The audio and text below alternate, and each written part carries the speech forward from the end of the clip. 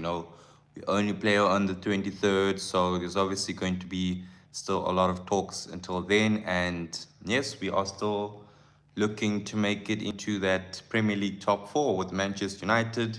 Obviously, new manager or coach, if you'd like. But yes, this is what is happening as of late with Manchester United. And obviously, there are still going to be a lot of transfer speculations. And right now, there's a few that has caught in my eye, that has caught my eye. And it's going to be interesting, just to find out exactly how it all turns out come the end of the season as well. So I'm going to put my Q&A here for now. Let's say Rogers or McAllister.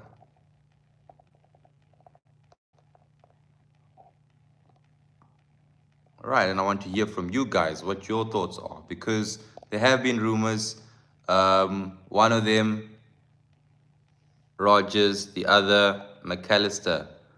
So that's going to be interesting. But I'm going to be honest with you. I always give my most honest opinion. And okay, let's maybe put Morgan Rogers or McAllister. That's fine. But I'm going to be talking about both players today. And another one as well that I would like to be speaking about. He's also caught my eye as of lately, especially now that we need a lot of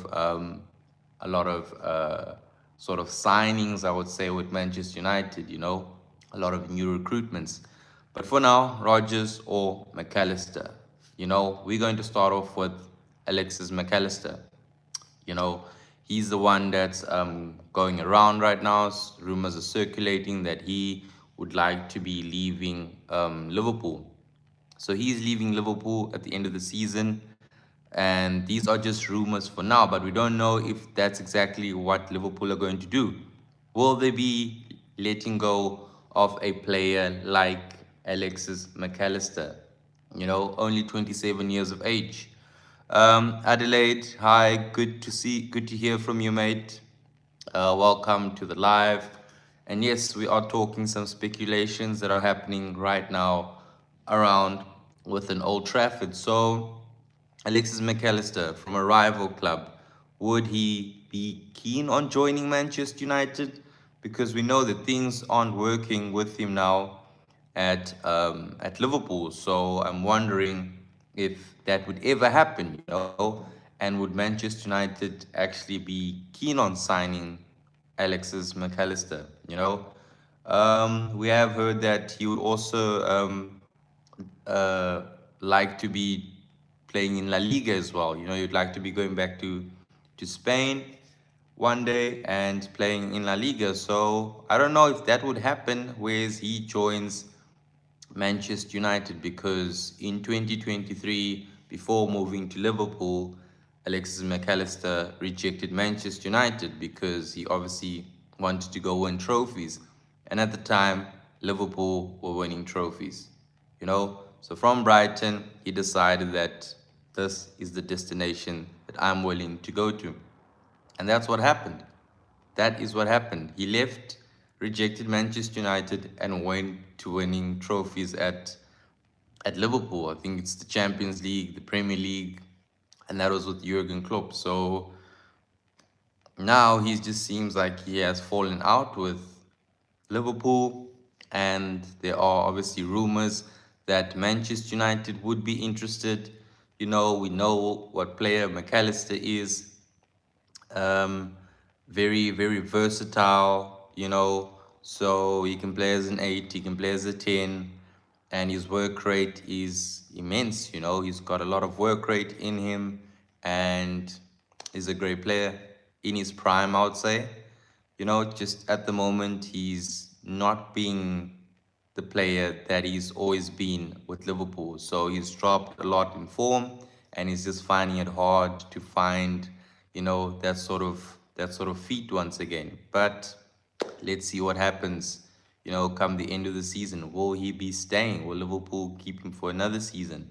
So Yes, there are exit rumors, and when these things happen, when there are exit rumors, you wonder to yourself, are Manchester United going to be keen on signing these sort of players? Are they going to be in the market for him?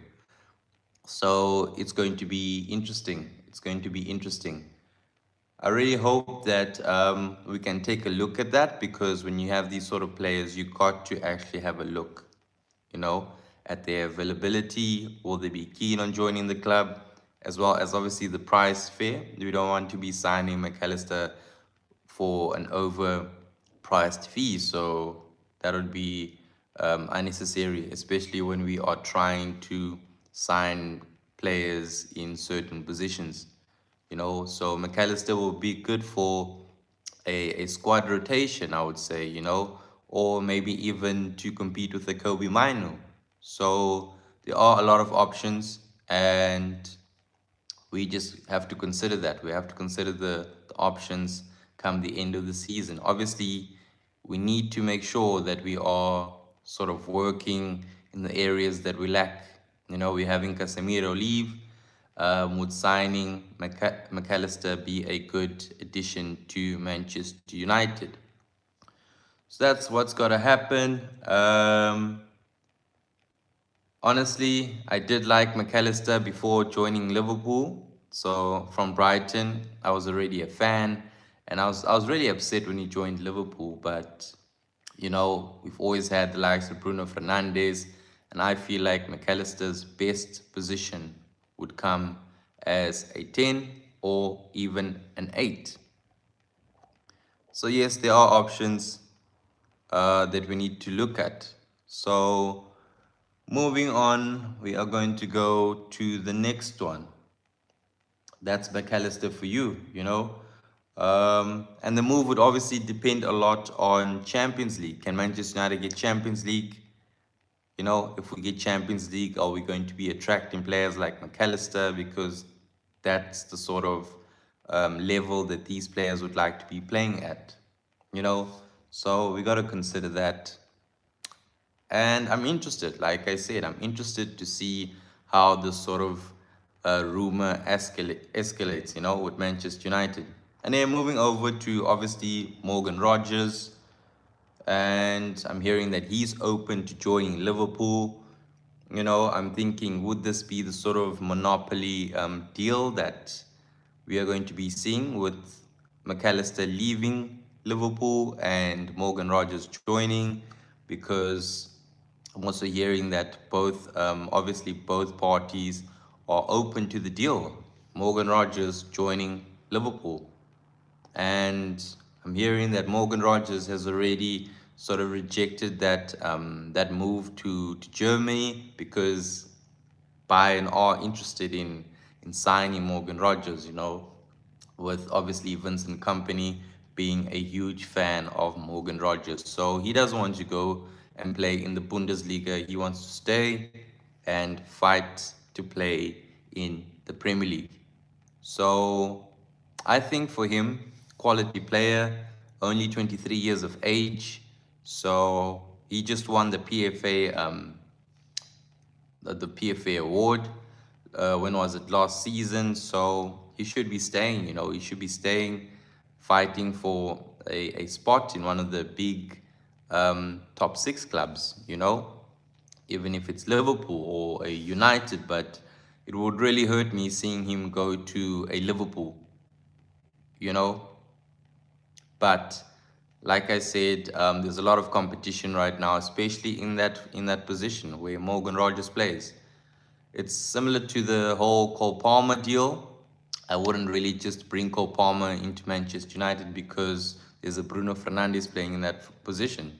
You know, um, would that be ideal? Getting a player like Morgan Rogers coming in, and obviously having to shift him to playing in a sort of different role that he's usually adapted to, which is obviously on the wings, which we have seen him play there.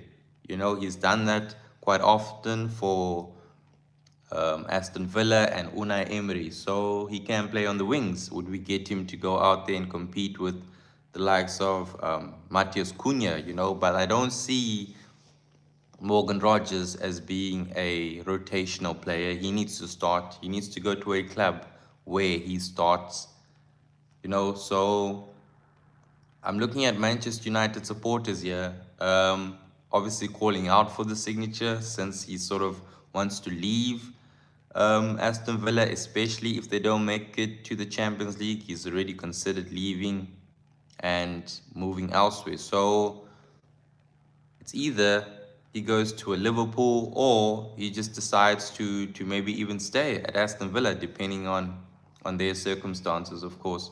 And we know that he's already played for not Chelsea, Manchester City. So would he be going back to playing for Manchester City? Who knows? Who knows? But there's obviously a lot of competition there as well. So I doubt that he would be going back to Manchester City. I don't see him, you know, going back and playing there. So Manchester United need to monitor the situation very carefully. And honestly, I would be very happy if he was a successor to Bruno Fernandes because it's Morgan Rogers. He's only 23. You know, great player. Very physical, very technical as well. Super fast. He's a great, great footballer. And he's obviously one for the future as well. So there's going to be a lot of big clubs monitoring the situation with Morgan Rogers. I just don't know if he will be leaving Aston Villa. It will take a lot to price him out of Aston Villa. I mean, it's Morgan Rogers. He's one of the hot prospects right now. So would that happen? We would have to wait and see. Also, another very interesting topic that. And like I said, he plays as a 10 or an 11, and that's a benefit, especially when you're a player of that sort of caliber, being able to play in different positions. So under a good management, like right now he's under Unai Emery, doing very well. So if he comes to a Manchester United, would the likes of Michael Carrick be able to use him, under this sort of system, or should we just let it go, Because right now, Morgan Rogers at Manchester United does sound a little bit difficult, in terms of the positions that he plays, as well as obviously um, just everything that is happening within the squad right now. There's a lot of competition. And like I said, Morgan Rogers has to be a starting player, no matter what club he goes to. Unless he's going to a Real Madrid or he's going to a Barcelona, you know, but I consider him as a starter. And then the next one we're going to, so his market value right now, before we move over, Morgan Rogers' market value right now is sitting at 69 to 70 million. So Manchester United, would they have the funds to be signing a Morgan Rogers? You know, or does that just sound a bit too good to be true right now? We would have to be selling a lot of players, and like I said, that sort of position isn't a position that we are in need of right now. We have Bruno Fernandes playing there. Unless Bruno Fernandes leaves, we are definitely having to get a replacement for him. Then that'll be sounding, getting a Morgan Rogers for Bruno Fernandes. So that's also interesting. And if I have to be brutally honest, I would say that I would rather have a Morgan Rogers at Manchester United in that number 10 role, instead of a Cole Palmer. So Morgan Rogers instead of Cole Palmer at Manchester United, playing as a number 10. Playing behind the striker, I'm having Morgan Rogers. And I know most of you will also have a different opinion on that. A lot of you like Cole Palmer, but I think for me, Morgan Rogers is just um, becoming the sort of, I would say, the sort of decorated player. He's got a lot to his game, and he's still going to improve a lot. So Morgan Rogers, I'm seeing him for the future, you know. Big ups to him, big ups to Villa because he's adapted a lot in his game there as well. He's developed a lot. So that's going to be interesting.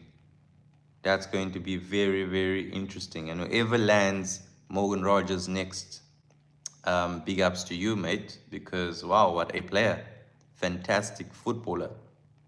And this season already, he's destroyed Manchester United all by himself.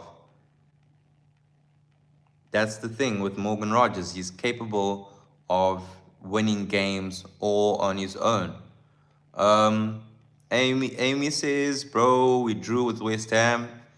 Yes, we did. Yes, we did. It happens, mate. Like I've been saying, we can't be winning every game. So a draw is a draw, and West Ham are fighting relegation. So they're going to be putting up big performances like that in order to stay in the Premier League. And before we came across West Ham United, they were in the form table. They were third on the form table. Manchester United was second. Chelsea were first. So prior to that, they had won like 3 games in a row. Came to Manchester United and drew. That guy can't get his hair cut. I understand, mate. I understand. But soon, soon it will come. Soon, soon it will come. You know, as annoying as it is, you're annoyed, I'm annoyed. But what has stayed? The good football, you know, the positive football has stayed. Michael Carrick is still doing well regardless. We are still unbeaten. So let's have a look at that. You know, let's look at the positive side of football. Now we are basically talking about something that is happening outside of football. But I 100% agree with you. It's very annoying the fact that we can't reach 5 in 5. And the most contradicting part is the last time we did it was against a struggling Eric Ten Hag. And yes, we still got top 4. We are still in that top 4 position. But yeah, it's how it is, you know. Unbeaten in big 2026, mate. What can you say? We are still there. We are still there. Things are still looking good. You just got to trust and believe. Trust and believe things will be good. You know, I don't see them changing anytime soon. So, especially when we have 1 game a week, you know, 1 game a week will allow us to perform well in the Premier League. Our next game is what, on the 23rd? We're playing Everton away. We've had so many days to train, to focus, and just to get back from that whole 1-1 draw with West Ham. So, here's another chance for us. Hopefully, it works out. Because it really wouldn't make sense for Manchester United to be dropping points when we are only playing 1 game a week. That's just a bit too much, you know, it's a bit too much. Then something is wrong. Then I will know, okay, there's something Michael Carrick is missing out here at Manchester United. Next time we play them, definitely. But remember, they also played with a very low block, so that's very difficult. They were very compact, very compressed, especially in the defense. So it's difficult. It's difficult, especially when you're playing away from home. So we just missed out on that one. We just missed out on that one. But one thing that annoyed me was the fact that the game could have gone both ways. We could have won the game, but we could have also lost the game against West Ham. With the whole Callum Wilson miss, and yeah, it was just tense. Very, very much tense. Sandro Tonali, he's also been out there in speculation with regards to a move outside of Newcastle United. But apparently, his representatives wanted him to be joining Arsenal now in this transfer window that shut down. So, would he be keen for a move to Manchester United? Sandro Tonali? Would he be a good replacement for Casemiro? And personally, I like Sandro Tonali. You know, as a footballer, he is, I feel like he's the perfect guy to come and replace the likes of Casemiro, you know. What is he now? 26. And yes, he's just a very magnificent footballer, you know, very strong. He's got quality. He knows how to move the ball around. He can be a box to box when he wants, but he just lacks in that scoring department, you know. He doesn't score a lot of goals, but is a good number six. He's a good holding midfielder, and that's what I like about him. Is a typical Italian number six. Reminds me a bit of Pirlo, you know, Andre Pirlo. So great player. Amy says, I wish Rashford can come back. Well, that's also up in the air right now. We don't know if we will be coming back, so we will have to hear until the end of the season if we're actually going to be making any sort of moves for Marcus Rashford to be returning. But yes, there's a lot of speculations. I feel like a lot of players are going to want to leave their clubs. You know, a lot of players are going to be asking for a transfer request, but all I know is, and what I can promise you, is the fact that if Manchester United can get top four and make Champions League, we are going to be pulling a lot of players' interests. So, us being in the Champions League will change the whole sort of trajectory in terms of the transfer market. We got to make top four. We got to make Champions League football again because that's what every elite player wants. They want to be playing Champions League. So, without that, we are going to chase a lot of players away. And that's all they want. They're just simple guys, you know, they just want to be playing Champions League football. So hopefully that happens. But guys, thank you so much for joining up tonight. And I'll be chatting to you guys again next time.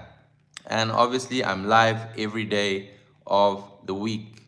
Cheers, mates. See you next time.